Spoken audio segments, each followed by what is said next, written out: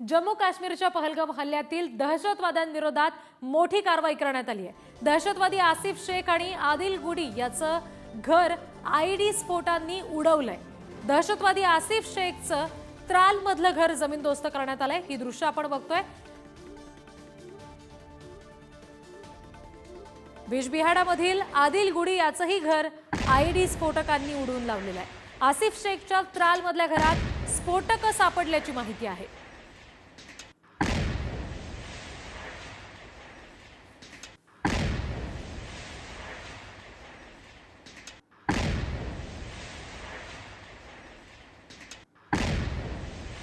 पहलगाम हल्ल्यातल्या दहशतवाद्यांविरोधात मोठी कारवाई झाली आहे। दहशतवादी आसिफ शेखच्या घरी हा स्फोट घडवून आणला गेला आणि त्याच्या घरात काही संशयास्पद वस्तू सुद्धा आढळल्याचं समजतंय।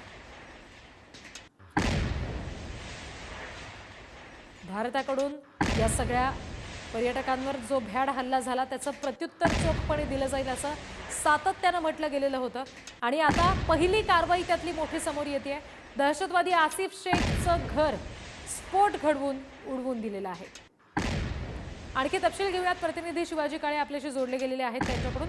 शिवाजी, काय नेमकी ही कारवाई होती, याबाबत काय सविस्तर तपशील आहेत?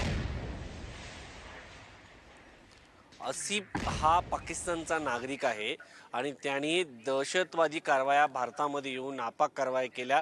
त्याच्यामध्ये 26 लोकांचा मृत्यू झालेला आहे आणि तसं देखील म्हटलं जातं की आसिफ फौजी हा जो एक माणूस होता तो इकडे जम्मू काश्मीरमध्ये राहत होता असं देखील सांगण्यात येतं। त्याच्याबद्दल अद्यापपर्यंत स्पष्टपणे माहिती मिळत नाहीये। मात्र त्याचं घर जे आहे ते आता तोडण्यात आलेलं आहे। तुम्ही पाहू शकतात की ज्या ठिकाणी हल्ला झाला तो त्याच भागात आपण सध्या जाताना पाहायला मिळतोय। हा रस्ता अत्यंत कठीण आहे आणि TRF आसिफ फौजीचं जे नाव समोर येते त्यामध्ये सगळ्यात महत्त्वाचं तो TRFचा दहशतवादी संघटनेचा सदस्य होता आणि त्या सदस्य असलेल्या लष्करी तोयबाची ही एक संघटना आहे आणि संघटनेचा तो एक म्होरक्या म्हणून ओळखला जायचा। आसिफ फौजी सोबत या हल्ल्यात सुलेमान शहा, त्याचं नाव युनिस होतं, अबू तला याचे हे देखील त्याचं नाव असं असे 2 इतर पाकिस्तानी दहशतवादी देखील यामध्ये सहभागी असल्याचं माहिती समोर येत आहे आणि याच्यामध्ये त्याला मारण्यात आल्याची आता माहिती मिळते। दुसरीकडे आज जर पाहिलं तर लष्कर प्रमुख आज पुलवामा पहलगाम या ठिकाणी येत आहेत।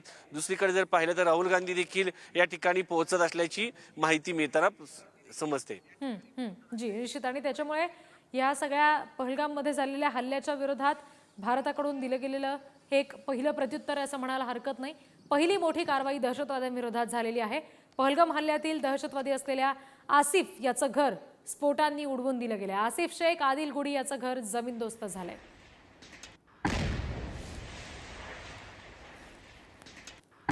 ही दृश्य आपण बघतो। एकीकडे जो स्फोट घडवून आणला गेला त्याची दृश्य आणि त्यानंतर घराची जी अवस्था झालेली आहे त्याची दृश्य आपण पाहतोय। भ्याड हल्ला पर्यटकांवर झाला, 26 ते 28 जण यात मारले गेले आणि मोठा दुःखाचा डोंगर या सगळ्या कुटुंबियांवर संबंधित पर्यटकांच्या कोसळला, कारण त्यांच्या डोळ्यात देखत घरातली माणसं मारली गेली आणि या सगळ्याचं चोख प्रत्युत्तर आता भारताकडून द्यायची सुरुवात झाली असं म्हणायला हरकत नाही, कारण पहलगाम हल्ल्यातील दहशतवाद्यांविरुद्ध पहिली मोठी कारवाई करण्यात आली आहे। दहशतवादी आसिफ शेख आदिल गुडी यांचं घर जमीनदोस्त करण्यात आलेलं आहे आणि यावेळेला सुद्धा त्यांच्या घरात संशयास्पद काही वस्तू सापडलेल्या आहेत, काही स्फोटकं सापडलेली आहेत असं समजतंय। 26 निष्पाप सामान्य नागरिकांचा, भारतीय पर्यटकांचा जीव घेणारा हा दहशतवादी आणि याच हल्लेखोराचं घर आयडी स्फोटकांनी उडवून दिलं गेलंय।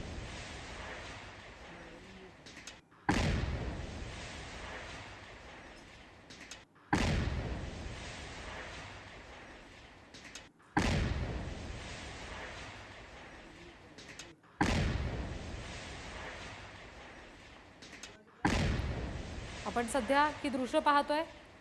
दहशतवादी आसिफ शेखचं त्राल मधलं घर जमीनदोस्त करण्यात आलेलं आहे। शिवाय बिजबिहाडमधील आदिल गुडी याचंही घर जमीनदोस्त करण्यात आलेलं आहे। स्फोटकांनी घर उडवून दिलं गेलं आणि या हल्लेखोराचा फोटो आपण तिसऱ्या दृश्यामध्ये पाहतोय। आसिफ शेख याचा हा फोटो आहे। 26 निष्पाप जीवांचा बळी घेणारा हा क्रूर कर्म आहे, ज्याचं घर जमीनदोस्त करण्यात आलंय। आसिफ शेखचं त्राल मधलं घर जमीनदोस्त केलेलं आहे। दहशतवादी आहे तो आणि बिजबिहाडामधील आदिल गुडीचं घर सुद्धा आयटी स्फोटकांनी उडवून दिलं गेलेलं आहे. भारताकडून पहलगाम हल्ल्यातल्या दहशतवाद्यांविरुद्ध मोठी कारवाई झालेली आहे.